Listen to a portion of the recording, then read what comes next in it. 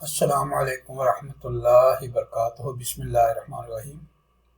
मुझे उम्मीद है कि आप सब दोस्त खैरियत से होंगे। मेरी बहुत सारी दुआएं आप सब के लिए। अल्लाह ताला खैर वफ़ीयत रखे, जहाँ भी रहें आप खुश रहें। अच्छा, आज की एक्सरसाइज इस लिहाज से इम्पोर्टेंट है कि जैसे मैंने आपसे वादा किया था कि जो स्टेटस बार में जितने भी टैब्स आ रहे हैं, स्टेटस बार्स आ रही होती हैं, उनको मुझे उनके बारे में आपको बताना होता है कि जो है वो क्या है। ये कोई वीडियो बहुत लंबी नहीं होने वाली, छोटी वीडियो होगी, क्योंकि मैं सिर्फ इनके बारे में बताऊंगा। अभी ये नहीं बताऊंगा किस तरह से क्रैश निकालती हैं, किस तरह से क्रैश को रिमूव किया जाता है। सिर्फ यह है कि जो ऊपर टर्म्स आ रही हैं, टर्म्स का भी हमें पता होना चाहिए। अगर हमें टर्म्स का ही नहीं पता तो फिर हमारे लिए बहुत सारी दुश्वारी हो सकती है कि हम कहाँ पे क्या लिखें, क्या ऐड करें, क्या करें ना करें। ठीक है, तो फिर वो बड़े प्रॉब्लम हो जाती हैं। तो इससे ज़रूरी है कि पहले चीज़ को समझा जाए, फिर उसके बाद ना फंक्शनल उसको बनाया जाए या उसको जो उस पर काम किया जाए। इससे जो पुरानी वीडियो थी वो बहुत ज़बरदस्त थी, वो आप ज़रूर देखें जाके, जिसमें मैंने आपको इंपोर्ट और एक्सपोर्ट किस तरह से होता है, ठीक है, वो बताया था नेविस वर्क में। ठीक है, आपके जो टेस्ट होती हैं, ये वाले टेस्ट जो होते हैं, ये एक मॉडल से दूसरे मॉडल में किस तरह से आप इंपोर्ट करके एक्सपोर्ट कर सकती हैं। ठीक है, और जब एक्सपोर्ट करते हैं तो एक्सपोर्ट करते हुए क्योंकि एक्सएमएल फाइल बन रही होती है, तो एक्सएमएल फाइल को किस तरह से मॉडिफाई किया जाता है, किस तरह से उसको चेंज किया जाता है। तो चलते हैं अपनी फाउंडेशन की तरफ, और फाउंडेशन में जाके देखते हैं हमारे पास आज जो एक्सरसाइज है वो, जैसे आपको पता है कि clash breakdown by status covering all tab. ठीक है, जिसमें टैब्स आ रहे हैं वो सारे हमने कवर करने हैं आज। ठीक है,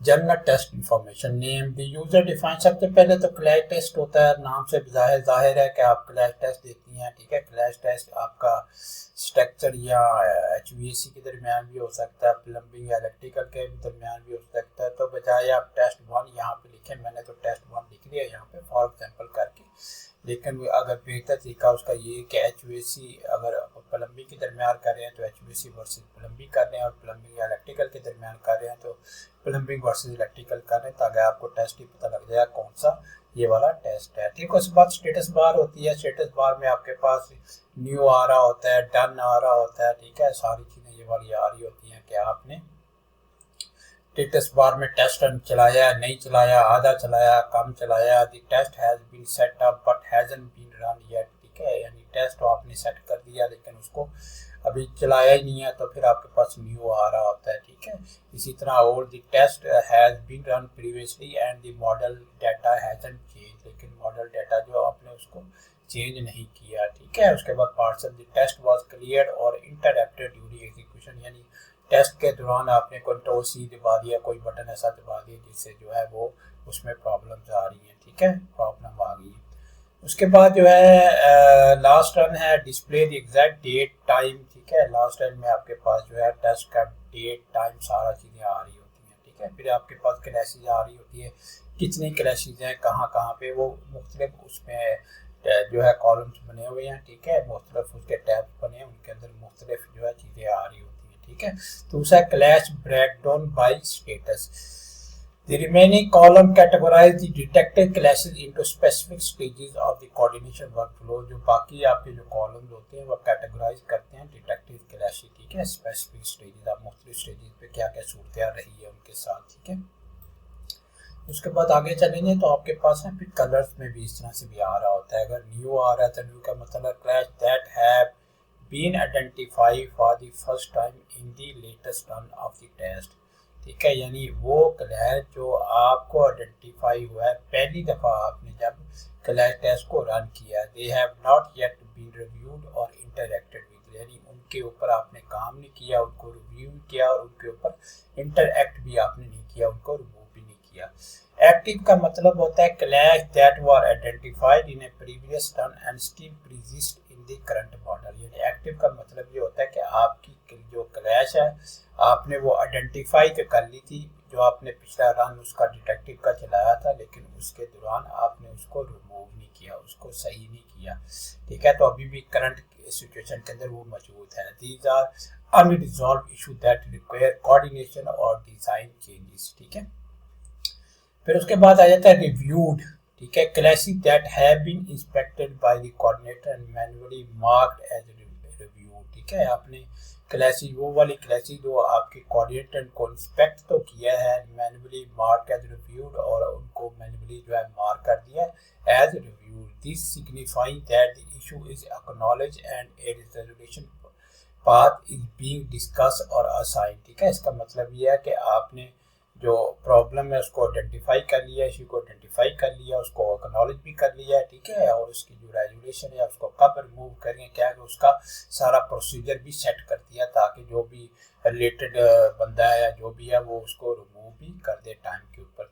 अप्रूव्ड में आ जाता है classes that have been inspected and manually approve. ठीक है, क्लासेस वो वाली क्लासेस जो इंस्पेक्ट हुई हैं और मैन्युअली उनको आपने जो है रिमूव भी इंस्पेक्टेड एंड मैन्युअली अप्रूव। ठीक है, और मैन्युअली उनको अप्रूव कर दिया। For example deliberate clearance issues और an exception intersection allowed by the design team. ठीक है, these are initial approved deviation that will not flag as an active issue again unless design coordination change condition changes। ठीक है, उसके बाद resolve आ जाता है clashes that were detected in previous run, यानी वो पिछले रन के ऊपर डिटेक्ट हुई थी in the previous but are no longer found in the latest model update because the design file were corrected and resolve. और रिजॉल्व का मतलब है कि आपकी जो क्लैशेस थी वो सारी आपको नजर भी है, आपने उनको रिजॉल्व भी कर दिया, आप उनको ठीक भी कर दिया।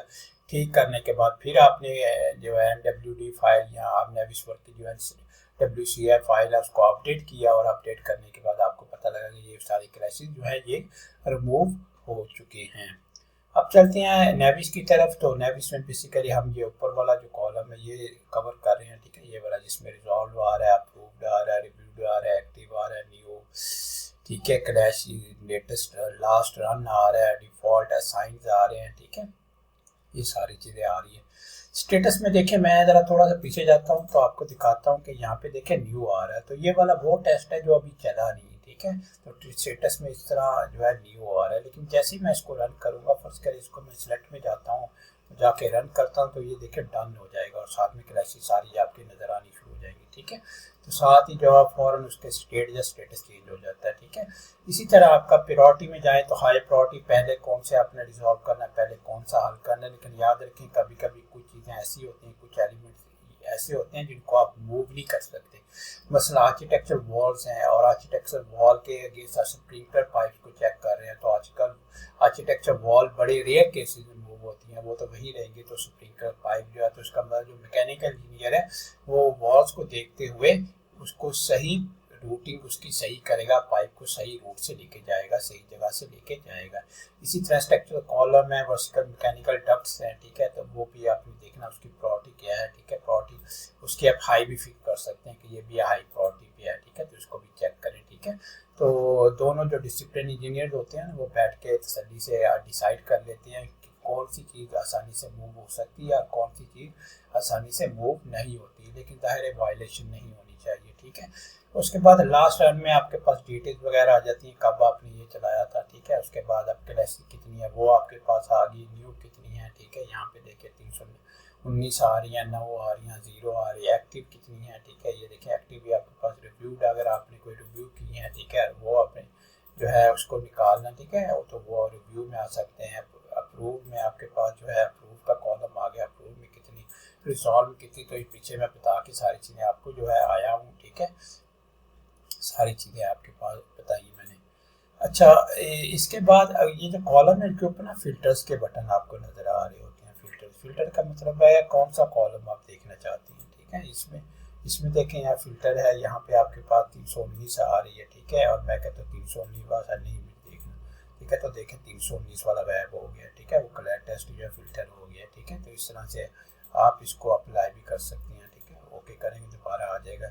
इसी तरह न्यू में आ रहा है, एक्टिव में आ रहा है, सब में फिल्टर की के निशान आ रहे होते हैं। ठीक है, तो आज के लेसन में तो यही थी, आपकी जो ऊपर वाली चीज़ें थी वो आपको मैंने बतानी थी, सारी की हैं। और इंशाल्लाह अगली जो लेक्चर हमारा होगा उसके अंदर हम जो है ये नीचे वाले जो टैब्स हैं ये वाले जो है इनके स्टेटस बार इनको कवर करने की कोशिश करेंगे। मैंने सारी कवर करनी है बारी बारी, ताकि क्योंकि ये क्लैश टेक्टिव बहुत इंपॉर्टेंट पार्ट है नेविस वर्क का, तो इसमें सारी चीज़ें के बारे में हमें पता होना चाहिए और हमें ये भी पता होना चाहिए कि इसका क्या क्या मतलब है, ताकि हम जहाँ ज़रूरत पड़े उसको इस्तेमाल कर सकें। तो अपना ख्याल रखिएगा, इंशाल्लाह अगली वीडियो में मुलाकात होती है। अल्लाह हाफिज़। और मेरी वीडियो जितनी भी होती हैं ज़रूर शेयर करें दूसरों तक, ताकि दूसरों को भी फ़ायदा हो। अल्लाह हाफिज़। अस्सलाम वालेकुम व रहमतुल्लाह।